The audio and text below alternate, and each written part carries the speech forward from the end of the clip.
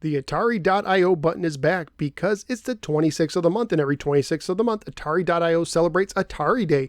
And today I'm going to celebrate by playing Frogger for the Atari 2600, featuring the classic box art that includes a crocodile who's looking kind of blue. Let's go ahead and take Frogger, pop it in my Atari 7800 Pro system, and see how it holds up today. Let's go to the game.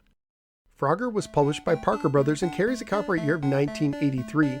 It is based on the 1981 arcade hit that was made by Konami and brought to the arcades in the States by Sega.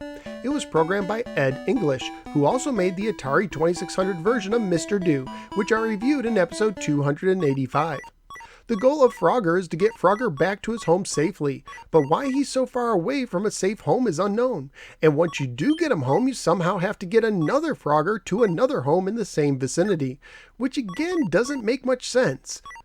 Oh, wait. I think I got it. There must have been a science lab that was used for cloning that had an accident, and now thousands of cloned frogs have escaped. And since they're clones, they're not too bright. So it's up to you to guide these frogs to a new home across the street and on the other side of the river. Frogger is a single-screen arcade game for 1 or 2 players alternating. It has 3 modes of difficulty: easiest, more difficult, and speedy Frogger. In the first 2 difficulty levels, when you move the joystick up, down, left, or right, you move 1 space in that direction. So if you want to keep moving in the same direction, you have to repeatedly press the joystick in that direction. It's a little different in Speedy Frogger, where you will continuously and quickly move in the direction the joystick is being held.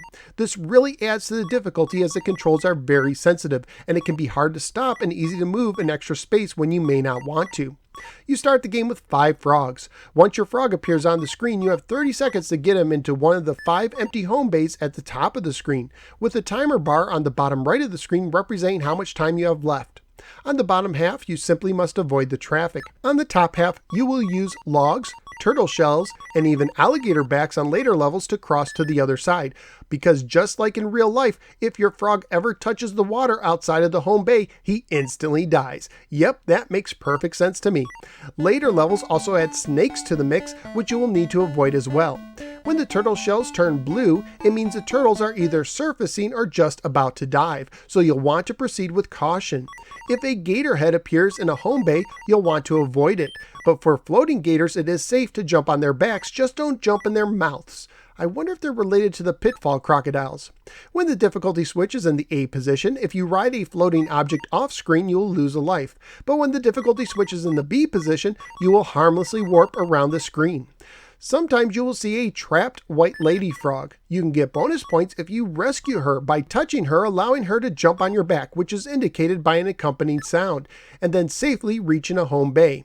You also get bonus points by eating a fly by entering a home bay that has a fly in it. Scoring wise, you get 1 point for every space forward you jump, 50 points for getting Frogger into a home, 100 points for getting all 5 frogs home, 20 points for rescuing a lady frog and bringing her home, 20 points for eating a fly, and 2 points for every second you have left on the timer once you get all 5 frogs home. Every time you score 1,000 points and have fewer than 4 frogs left, you will get another Frogger.